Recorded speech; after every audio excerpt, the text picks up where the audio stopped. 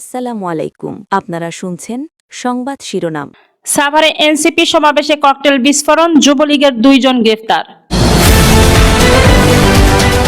জানিয়ে দেব, জোর করে নয়, নিরপেক্ষ নির্বাচনের মাধ্যমে ক্ষমতায় এসেছে সরকার, বলছেন রিজভী।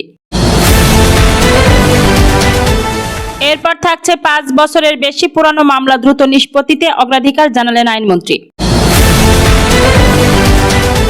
সর্বশেষ জানিয়ে দেব, বর্তমান সংসদকে দেশের ইতিহাসের সেরা হিসেবে দেখতে চাই, বলছেন চিফ হুইপ। শুনছিলেন সংবাদ শিরোনাম, এখন থাকছে বিস্তারিত। সাভারে এনসিপির সমাবেশে ককটেল বিস্ফোরণ, যুবলীগের 2 জন গ্রেফতার। ঢাকার সাভারে জাতীয় নাগরিক পার্টির এনসিপি জুলাই পদযাত্রা কর্মসূচির সমাবেশে ককটেল বিস্ফোরণের ঘটনায় 2 জনকে গ্রেফতার করেছে পুলিশ। মঙ্গলবার 7 জুলাই ভোরে সাভার পৌর এলাকার আনন্দপুর মহল্লা থেকে তাদের গ্রেফতার করা হয়। গ্রেফতার হওয়া ব্যক্তিরা হলেন মোহাম্মদ নুরুল ইসলাম ও মোহাম্মদ সজীব। মোহাম্মদ নুরুল ইসলামের বাড়ি মানিকগঞ্জ জেলার সিংগাইর উপজেলার পূর্ব ভাকুম এলাকায়। বর্তমানে তিনি ঢাকার সাভার পৌর এলাকায় আনন্দপুর মহল্লায় বসবাস করছেন। তিনি সিংগাইর উপজেলার জয়মপন্টি ইউনিয়ন ছাত্রলীগের সাবেক সভাপতি এবং জয়মটম্প ইউনিয়নের যুবলীগের সাবেক সাধারণ সম্পাদক বলে জানা গেছে। অপরদিকে গ্রেপ্তার হওয়া মোহাম্মদ সজীব সাভারের আনন্দপুর এলাকার বাসিন্দা। তিনি স্থানীয়ভাবে যুবলীগের কর্মী হিসেবে পরিচিত। এর আগে গতকাল সোমবার ককটেল বিস্ফোরণের ঘটনায় এনসিপির ঢাকা জেলা উত্তর শাখার সদস্য সচিব সালামত উল্লাহ রনি বাদী হয়ে সাভার মডেল থানায় অজ্ঞাতনামা আসামিদের বিরুদ্ধে মামলা দায়ের করেন।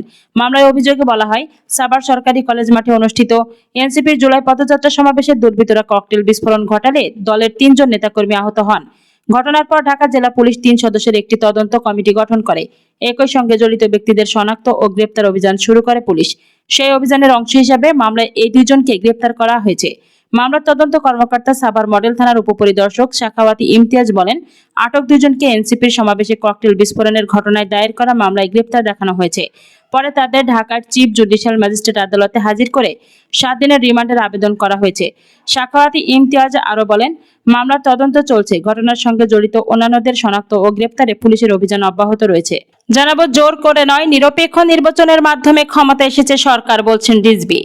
বর্তমান সরকার কোনো জোর জবরদস্তির মাধ্যমে নয়, বরং অবাধ, সুষ্ঠু ও নিরপেক্ষ নির্বাচনে জনগণের রায় নিয়ে রাষ্ট্র পরিচালনার দায়িত্ব পেয়েছে বলে মন্তব্য করেছেন বিএনপির সিনিয়র যুগ্ম মহাসচিব এবং প্রধানমন্ত্রীর রাজনৈতিক ও শিল্প বিষয়ক উপদেষ্টা অ্যাডভোকেট রুহুল কবির রিজভী মঙ্গলবার 7 জুলাই সকালে সাভারের বাংলাদেশ প্রাণী সম্পদ গবেষণা ইনস্টিটিউট প্রাঙ্গণে এগ্রিকালচারিস্ট অ্যাসোসিয়েশন অব বাংলাদেশ আয়োজিত দেশব্যাপী 5 বছরে 5 লাখ বৃক্ষরোপণ এবং ওয়ান চাইল্ড ওয়ান ট্রি 2026 কর্মসূচির উদ্বোধনী অনুষ্ঠানে প্রধান অতিথির বক্তব্যে তিনি এসব কথা বলেন।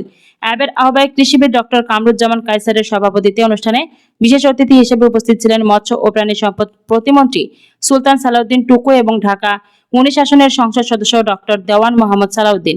রিজভী বলেন, জনগণের প্রত্যাশা বাস্তবায়ন এবং দেশের সুশাসন নিশ্চিত করতে সরকার কাজ করে যাচ্ছে। এই সরকারের আমলে অপরাধী করেও কেউ ছাড় পাবে না। পরিবেশ সংরক্ষণ ও জলবায়ু পরিবর্তনের প্রভাব মোকাবেলায় বৃক্ষরোপণের গুরুত্ব তুলে ধরে তিনি বলেন, প্রধানমন্ত্রী তারেক রহমানের নির্দেশনায় অ্যাবের নেওয়া 5 লাখ বৃক্ষরোপণ কর্মসূচি ভবিষ্যৎ প্রজন্মের জন্য সবুজ, নিরাপদ ও পরিবেশ বান্ধব বাংলাদেশ গঠনে গুরুত্বপূর্ণ ভূমিকা রাখবে। 2 ধাপে আয়োজিত এই কর্মসূচির প্রথম পর্বে সকাল 10টায় 5 লাখ বৃক্ষরোপণ কার্যক্রমের উদ্বোধন করা হয়। পরে দুপুর 12টায় সাভারের ডেইরি ফার্ম উচ্চ বিদ্যালয় প্রাঙ্গণে ওয়ান চাইল্ড ওয়ান ট্রি 2026 কর্মসূচির উদ্বোধনের পাশাপাশি শিক্ষার্থীদের মধ্যে গাছের চারা বিতরণ করা হয়। জানাবো, 5 বছরের বেশি পুরানো মামলা দ্রুত নিষ্পত্তিতে অগ্রাধিকার জানালেন আইনমন্ত্রী। 5 বছরের বেশি সময় ধরে বিচারাধীন থাকা মামলাগুলো অগ্রাধিকার ভিত্তিতে চিহ্নিত করে দ্রুত নিষ্পত্তির উদ্যোগ নিয়েছে সরকার। একথা জানিয়েছেন আইন, বিচার ও সংসদ বিষয়ক মন্ত্রী মোহাম্মদ আসাদুজ্জামান। মঙ্গলবার 7 জুলাই জাতীয় সংসদের অধিবেশনে সংরক্ষিত মহিলা আসনের সংসদ সদস্য সাকিবুন নাহারের এক লিখিত প্রশ্নের জবাবে এ তথ্য জানান তিনি। অধিবেশনে সভাপতিত্ব করেন স্পিকার হাফিজউদ্দিন আহমদ। আইনমন্ত্রী বলেন, দীর্ঘদিন ধরে বিচারাধীন বন্দীদের মামলার দ্রুত নিষ্পত্তি নিশ্চিত করতে আইন ও বিচার বিভাগ কার্যকর পদক্ষেপ গ্রহণ করেছে। তিনি জানান, ফৌজদারি মামলার তদন্ত দ্রুত ও সুষ্ঠুভাবে সম্পন্ন করতে ঘটনাস্থল পরিদর্শন, আলামত জব্দ ও সংরক্ষণ, সাক্ষীদের জবানবন্দি গ্রহণ এবং ফরেনসিক ও বিশেষজ্ঞ প্রতিবেদন সংগ্রহ সহ তদন্তের প্রতিটি ধাপ নিয়মিত তদারকি করছেন কগনিজেন্স ম্যাজিস্ট্রেটরা। এছাড়া 5 বছরের বেশি পুরানো মামলাগুলোকে অগ্রাধিকার ভিত্তিতে চিহ্নিত করে দ্রুত নিষ্পত্তির উদ্যোগ নেওয়া হয়েছে বলেও জানান তিনি। আইনমন্ত্রী আরো বলেন, জেলা আইন শৃঙ্খলা সভা এবং পুলিশ ম্যাজিস্ট্রেসি কনফারেন্সের মাধ্যমে বিচারাধীন বন্দীদের মামলা দ্রুত নিষ্পত্তি নিশ্চিত করতে সংশ্লিষ্ট কর্তৃপক্ষকে প্রয়োজনীয় নির্দেশনা দেওয়া হয়েছে।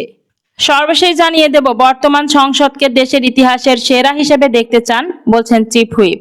বর্তমান জাতীয় সংসদকে বাংলাদেশের ইতিহাসের সেরা সংসদ হিসেবে দেখতে চান বলে মন্তব্য করেছেন জাতীয় সংসদের চিফ হুইপ নুরুল ইসলাম।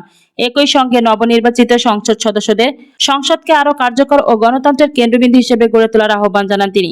মঙ্গলবার 7 জুলাই জাতীয় সংসদ ভবন budget analysis and monitoring unit আয়োজিত বাজেট হেল্প ডেস্ক 2026-এর সপ্তম ব্রিফিং সেশনে প্রধান অতিথির বক্তব্যে তিনি এসব কথা বলেন। চিফ হুইপ বলেন, বর্তমান সংসদকে দেশের ইতিহাসের সেরা সংসদ হিসেবে দেখতে চান তিনি। ত্রয়োদশ জাতীয় সংসদের সদস্যদের উদ্দেশ্যে তিনি বলেন, জনগণের প্রত্যাশা পূরণে সংসদকে আরও কার্যকর, প্রাণবন্ত এবং গণতান্ত্রিক চর্চার কেন্দ্রবিন্দু হিসেবে প্রতিষ্ঠিত করতে হবে। তিনি বলেন, সংসদীয় স্থায়ী কমিটিগুলোর ভূমিকা, জবাবদিহিতা ও সুশাসন প্রতিষ্ঠায় অত্যন্ত গুরুত্বপূর্ণ। বিশেষ করে সরকার হিসাব সম্পর্কিত স্থায়ী কমিটি, অনুমিত হিসাব সম্পর্কিত কমিটি এবং সরকারি প্রতিষ্ঠান সম্পর্কিত কমিটিগুলোকে আরও সক্রিয় ও কার্যকরভাবে দায়িত্ব পালন করতে হবে। নুরুল ইসলাম আরও বলেন, আর্থিক শৃঙ্খলা প্রতিষ্ঠা, সংসদীয় জবাবদিহিতা নিশ্চিতকরণ এবং সুশাসন শক্তিশালী করতে সংসদ সদস্যদের সক্রিয় অংশগ্রহণ ও দায়িত্বশীল ভূমিকার বিকল্প নেই। সংসদীয় কমিটিগুলোর কার্যক্রমে সংসদের সদস্যদের নিবিড় সম্পৃক্ততা এ লক্ষ্য অর্জনে গুরুত্বপূর্ণ ভূমিকা রাখবে।